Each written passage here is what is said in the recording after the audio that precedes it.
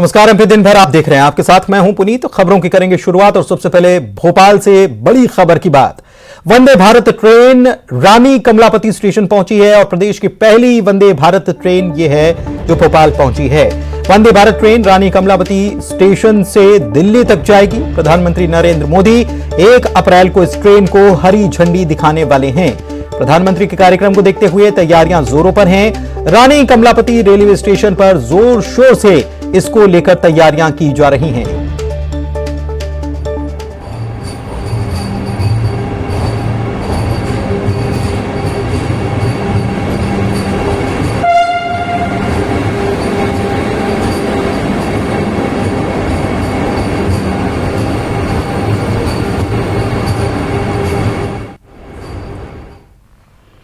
बुरहानपुर से खबर आपको बता देते हैं, जहां पर घरेलू विवाद में 4 बच्चों समेत एक महिला ने कुएं में छलांग लगा दी और इस छलांग लगाने के बाद, इस घटना के बाद 3 बच्चों की कुएं में डूबकर मौत हो गई। वहीं महिला और एक बच्ची को बचा लिया गया। पुलिस ने महिला पर मामला दर्ज कर लिया है। हत्या और आत्महत्या की धाराओं में मामला ये दर्ज किया गया है।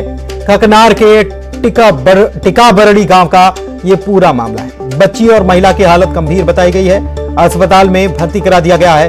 इलाज दोनों का चल रहा है। घरेलू विवाद के चलते ये पूरा घटनाक्रम अंजाम दिया गया। बच्चों को पहले कुएं में डाल दिया गया और फिर खुद भी महिला ने छलांग लगा दी। 3 बच्चों की मौत हो गई है। एक बच्ची और महिला दोनों को बचा लिया गया है। हालत गंभीर बताई गई है।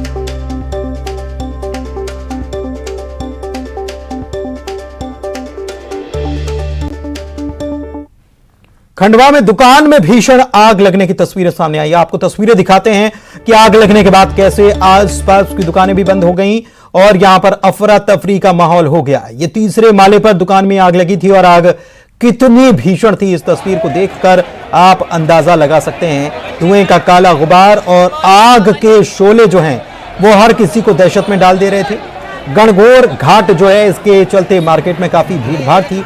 इसी दौरान आग लगने की यह घटना सामने आई। अफरा तफरी जरूर मच गई, लेकिन पुलिस समेत बाद में फायर फाइटर्स टीम जो है वो मौके पर पहुंची और कड़ी मशक्कत के बाद आग को काबू में कर लिया गया। बता दें कि बॉम्बे बाजार में घंटा घर के पास की यह घटना बताई जाए।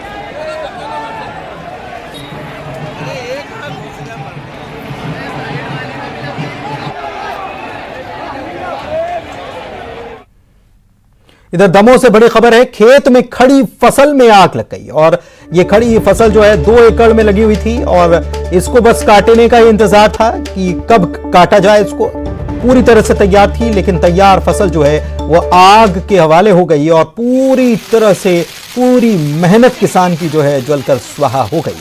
फसल कटने के लिए तैयार थी, आग लगने की वजह से अभी ये नुकसान टोटल कितना हुआ है ये अभी इसका आकलन किया जाना है, लेकिन क्या कारण था जिसकी वजह से आग लगी ये साफ नहीं हुआ है। हालांकि टेम्परेचर की बात की जाए तो वो भी इतना नहीं बढ़ा है जिसकी वजह से अचानक से आग लग जाए, लेकिन क्या कारण था, किसी की शरारत थी या कोई और वजह रही जिसकी वजह से आग लगी, ये इसकी जांच की जाएगी। देहात थाना क्षेत्र के खजरी गांव का ये मामला है।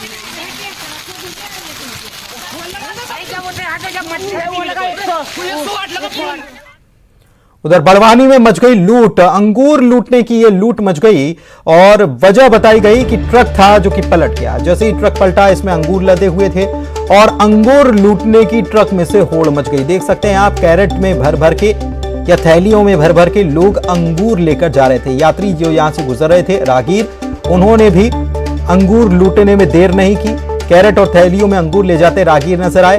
बता दें कि सातगांव महाराष्ट्र से यह ट्रक आ रहा था जो कि दिल्ली की तरफ जा रहा था अंगूर को लेकर, लेकिन नेशनल हाईवे 3 पर खुरमपुरा में यह हादसा पेश आया। ठीकरी थाना क्षेत्र के अंतर्गत यह घटना पेश आई।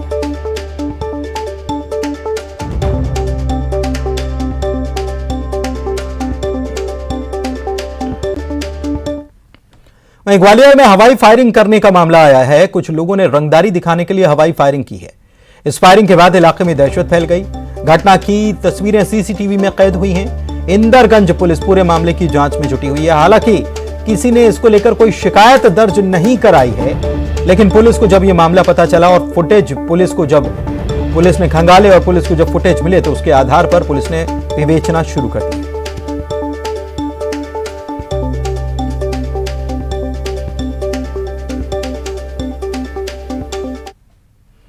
बालाघाट से खबर बता दें, जहां पर बारिश के साथ ओले गिरे हैं और जोरदार बारिश हुई है, जिसके साथ ओले गिरे हैं और आंधी तूफान के बीच बारिश हुई है, जिसकी वजह से चना और गेहूं की फसलों को खासा नुकसान आज देखने को मिला। तस्वीरें भी आप देख सकते हैं कि कैसे कंचे के बराबर के ओले यहां पर जमकर गिरे हैं और बारिश भी हुई है और इसकी वजह से काफी नुकसान चना और गेहूं की फसलों को यहां पर हुआ है।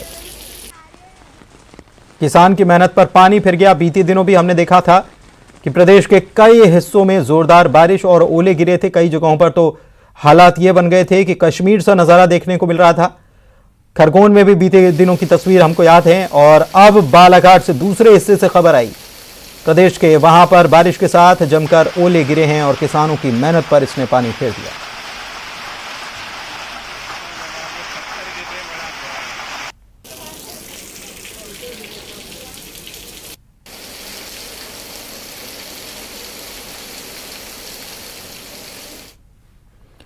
तो केवल बालाघाट ही नहीं बल्कि सतना में भी मौसम जो बेईमान हो गया और यहां पर फिर मौसम बिगड़ने की वजह से तेज गड़गड़ाहट के साथ कई जगहों पर बरसात हुई है।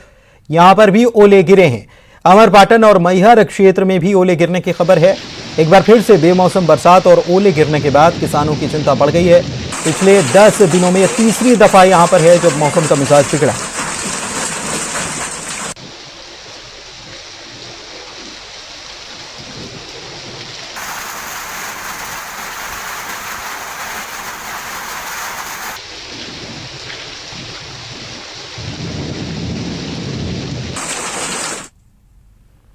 सीधी जिले में भी बेमौसम बारिश हुई, जिसने किसानों की मुश्किलों को बढ़ा दिया, परेशानी खड़ी कर दी उनके लिए।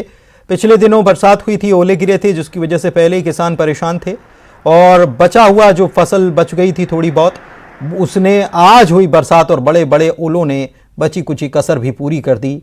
आज की बरसात जिले भर में सभी ग्रामीण इलाकों में बराबर हुई है और उतने ही बड़े आकार के ओले भी गिरे हैं, जिससे खेतों में खड़ी फसल को भारी नुकसान हुआ है।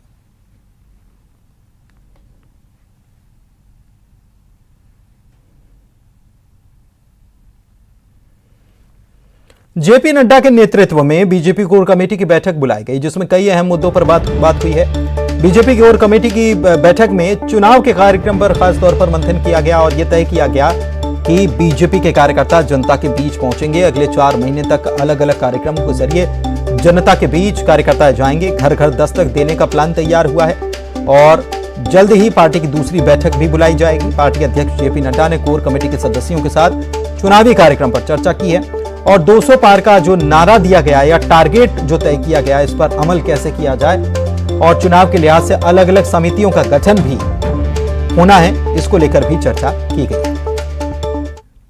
200 पार का नारा है और 51% वोट शेयर का हमारा संकल्प, इसे सभी भारतीय जनता पार्टी मध्य प्रदेश के कार्यकर्ता पूरा करेंगे।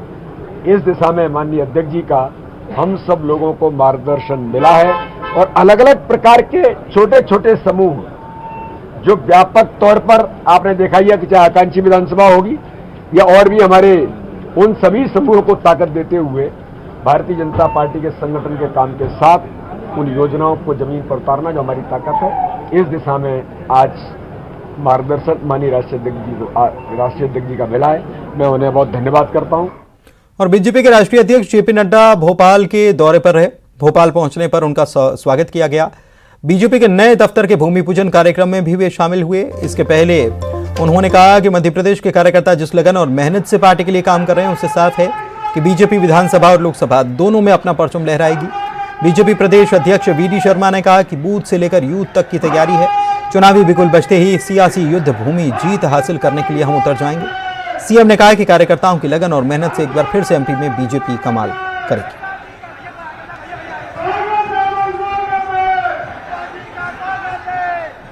विशेष करके कार्यालय का उद्घाटन का कार्य, भूमि पूजन का कार्यक्रम है, लेकिन आप लोगों को एक ही निवेदन करना चाहता हूं कि जब आपने इतनी उत्साह से ये संदेश मेरे स्वागत में दिया है, तो इसको लक्ष्य में परिवर्तित करने के लिए 200 पार करना है, ये लक्ष्य को ठानना है। मुझे बनाएंगे और उसके बाद 2024 में आदरणीय नरेंद्र मोदी जी के नेतृत्व में फिर शाम से लोकसभा चुनाव जीतेंगे और मध्य प्रदेश की 29 की 29 सीटें भारतीय जनता पार्टी जीतेगी। इसके लिए हम सब परिश्रम की पराकाष्ठा करेंगे, प्रयत्नों की परिसीमा करेंगे। हम क्योंकि हमारे राष्ट्रीय अध्यक्ष जी को भी सुनना चाहते हैं और सुनने हमारी लाडली बहनें भी आई हैं। हमारी लाडली बहनों का भी स्वागत। कैसी होता है आपकी लाडली बहना योजना? अरे कौन सरकार जल्दी है तो आइए हमारे राष्ट्रीय अध्यक्ष जी का एक बार मैं फिर प्रदेश की 8.5 करोड़ जनता की ओर से स्वागत करता हूं। भोपाल दौरे के दौरान बीजेपी के राष्ट्रीय अध्यक्ष जेपी नड्डा संभागीय बूथ अध्यक्ष सम्मेलन में भी शामिल हुए। राजधानी के मोतीलाल नेहरू स्टेडियम में कार्यक्रम का आयोजन किया गया, जिसमें सीएम और प्रदेश अध्यक्ष समेत तमाम बीजेपी के बड़े नेता शामिल हुए। जेपी नड्डा ने विधानसभा चुनाव के लिए बूथ अध्यक्षों को चुनावी मंत्र भी दिया। हम अपनी आवाज को इतना बुलंद माता की भारतीय जनता पार्टी जिंदाबाद काम कर रहे हैं। ऐसे आदरणीय मुरलीधर राव जी, आदरणीय कैलाश विजयवर्गीय जी,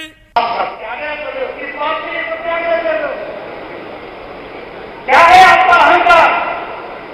लोकतंत्र की परंपराएं तोड़ रहे हो, कानून पर विश्वास नहीं करते हो, अति पिछड़ा जाति सूचक गाली देते हो, कहते हो कि चोर है। कोर्ट कहता है आपको, न्यायालय कहता है माफी मांगो, माफी मांगो, माफी मांगो। आपका अहंकार इतना बढ़ जाता है कि आप माफी मांगने से इनकार करते हैं। आपकी सदस्यता चली जाती है, आपको सजा हो जाती है। रस्सी जल गई, बल नहीं गया, अहंकार नहीं गया। हम कितने बड़े भाग्यशाली हो गए कि हम एक संभाग के 35 या 36 विधानसभा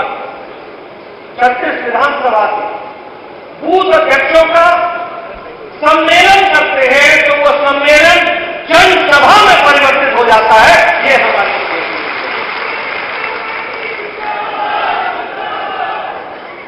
ये हमारी ताकत, ये हमारी परिस्थिति। इससे जहां हमको आत्मसंतोष करना चाहिए, वहीं उन कार्यकर्ताओं को भी आज के दिन याद करना चाहिए जिन्होंने 4 पीढ़ियां खपा दी और तब जाकर के भारतीय जनता पार्टी दुनिया की सबसे बड़ी पार्टी थी। उन्होंने कहा हमें संकल्प लेना चाहिए कि हर जिले में भारतीय जनता पार्टी का एक अच्छा कार्यालय बनना चाहिए। और आपको जानकर के खुशी होगी कि 290 कार्यालय बन चुके हैं। उज्जैन पहुंची अभिनेत्री जया प्रदा ने बाबा महाकाल के दर्शन किए, गर्भगृह में भगवान महाकाल का अभिषेक किया। मंदिर के पंडा और पुजारियों ने पूजन संपन्न कराया। महाकाल मंदिर समिति के सहायक प्रशासक मूलचंद जूनवाल ने जया प्रदा को महाकाल की तस्वीर भेंट कर उनका सम्मान किया। इस मौके पर उन्होंने कहा कि महाकाल के दर पर आने से मनोकामना पूरी होती है। वो मोदी जी को धन्यवाद देती हैं कि उन्होंने उज्जैन महाकाल की नगरी में इतना अच्छा कॉरिडोर बनवाया। इस कॉरिडोर से हिंदुत्व की पहचान विश्व भर में होगी। मैं आई हूँ महाकाल मंदिर में आई हूँ। मुझे जो भी अरमान है वो सारे पूरे होते हैं और दोबारा मुझे पुनर्दर्शन प्राप्त हो जाए। और मैं चाहती हूँ कि मैं धन्यवाद कहना चाहती हूँ कि मोदी जी को भी, उन्होंने जो नए जो कॉरिडोर बना के लोगों को अपने जो है भगवान के रूप में और हिंदुत्व के लिए उन्होंने जो निर्माण किया है, यहाँ पे आने वाले पीढ़ियों को भी पता चले कि हमारे देश में हिंदुत्व कितना महान है। गरियाबंद में पहाड़ी पर निरई माता का मंदिर स्थापित है। यह मंदिर साल में एक बार चैत्र नवरात्र में पड़ने वाले पहले रविवार को ही सिर्फ 5 घंटे के लिए खुलता है। माता के मंदिर में अपने आप ही ज्योत प्रज्वलित होती है। मंदिर में महिलाओं को प्रवेश और पूजा पाठ की इजाजत नहीं है। आमतौर पर मंदिरों में जहां दिन भर देवी देवताओं की पूजा होती है, निरई माता का मंदिर सिर्फ 5 घंटे के लिए खुलता है। यानी सुबह 4 बजे से 9 बजे तक ही माता के दर्शन हो पाते हैं। बाकी दिनों में यहां पर आना प्रतिबंधित है। इसी के चलते जब भी मंदिर खुलता है, माता के दर्शन करने हजारों की संख्या में भक्त पहुंचते हैं। आप मुहैया से यहाँ पर अभी तक जो बलीचा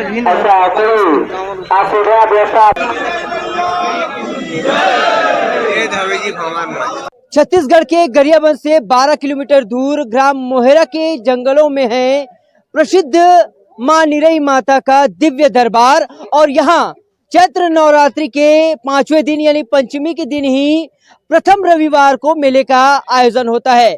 खास तौर पर यह जो मंदिर है साल में सिर्फ एक ही दिन ही खुलता है, वो भी 5 घंटे के लिए। और देखिए कि इन्हीं पहाड़ियों के ऊपर काफी घने जंगलों के बीच माता विराजमान है। और सबसे प्रमुख मान्यता की अगर बात करें तो देखिए कि काफी दूर दराज से आपको सिर्फ यहाँ पर पुरुष ही नजर आ रहे होंगे। इसको लेकर यह मान्यता है कि यहाँ पर महिलाओं को पूर्ण रूप से मंदिर में यानी महिलाएं यहाँ नहीं आ सकती।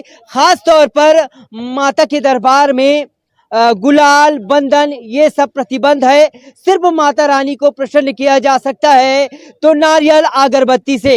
यहाँ कई मांगे पूरी होने की मान्यता है। यही वजह है कि लोग यहाँ ना केवल सुबह से बल्कि रात से काफी दूर दराज से यहाँ पर आते हैं और आतुर रहते हैं माता के दर्शन के लिए। तमाम आप देखिए कि भक्ति भाव में डूबे लोग यहाँ पर पहुंचे हैं। क्या मान्यता है यहाँ की बताएंगे? मान्यता ऐसा है कि आदिकाल से माता का यहाँ निवास स्थान है, जिसकी मनोकामना पूरी होती है श्रद्धा अनुसार अपने जो भेंट रहता है माता में आज के दिन चढ़ाते हैं। और ये केवल रविवार को, चैत्र नवरात्र के रविवार को ही माता के एक दिन के लिए ये दरबार खुलता है। जी, किस तरह इंतजार रहता है माता के दर्शन के लिए? बहुत ज्यादा, साल भर में बहुत ज्यादा इंतजार रहता है। चैत्र का जो समय आता है माता का दर्शन करने के लिए उत्साहित हो जाते हैं। बहुत दूर दूर से हम लोग आए हैं, अभी रायपुर से आए हैं माता के दर्शन करने के लिए।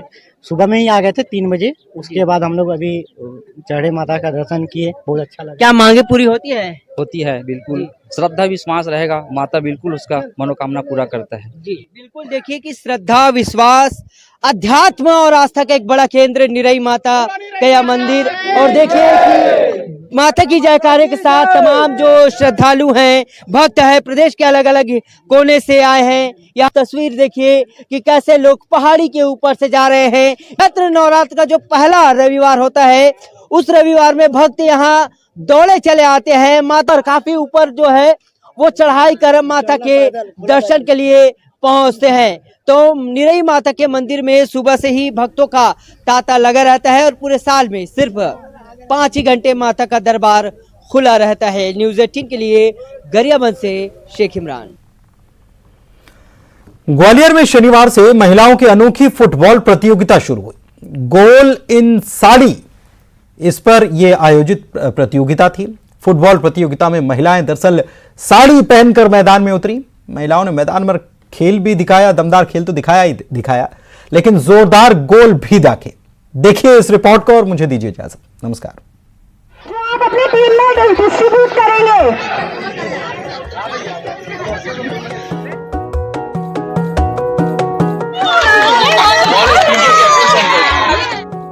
ये नजारा ग्वालियर के MLB ग्राउंड का है।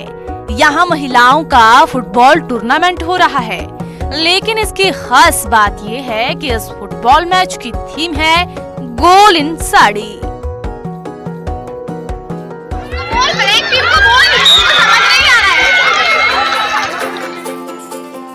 जी हाँ, फुटबॉल मैच तो आपने पहले भी देखे होंगे, लेकिन साड़ी में महिलाओं को फुटबॉल खेलते शायद ही देखा होगा।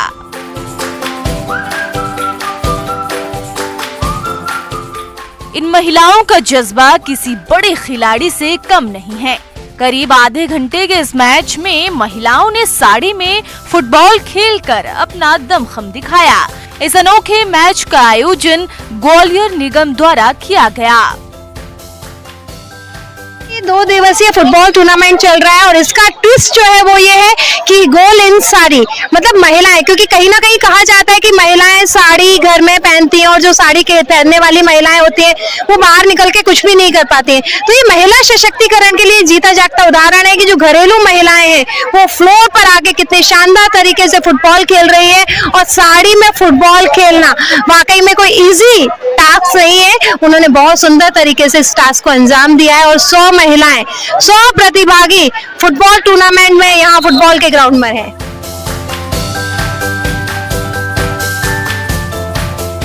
इस फुटबॉल टूर्नामेंट में 3 मैच हुए, जिसमें पिंक, ब्लू और ऑरेंज टीमों ने शानदार जीत दर्ज की। पिंक पैंथर ने दमदार प्रदर्शन करते हुए पहला मैच जीता और दूसरे मैच में ब्लू क्वीन टीम ने अपना कमाल दिखाया। का मैच बहुत अच्छा था। उद्देश्य सिर्फ एक ही था कि गोल करना है, जीतना है और साड़ी में भी सब पे भारी पड़ना है। हमारी टीम में अच्छा कोऑर्डिनेशन था, जिसके कारण हमारी पूरी टीम साड़ी पहनने के बावजूद भी गोल कर पाई। एक नारी साड़ी में भी सब पे भारी है और आज दिखा दिया हमारी महिला इस अनोखे टूर्नामेंट में 25 साल से लेकर 72 साल तक की महिलाओं ने हिस्सा लिया। महिलाओं ने एक बार फिर साबित किया कि सिर्फ चूल्हा चौका ही नहीं बल्कि हर क्षेत्र में वे दमदार हैं। सुशील कौशिक, न्यूज़ 18 ग्वालियर।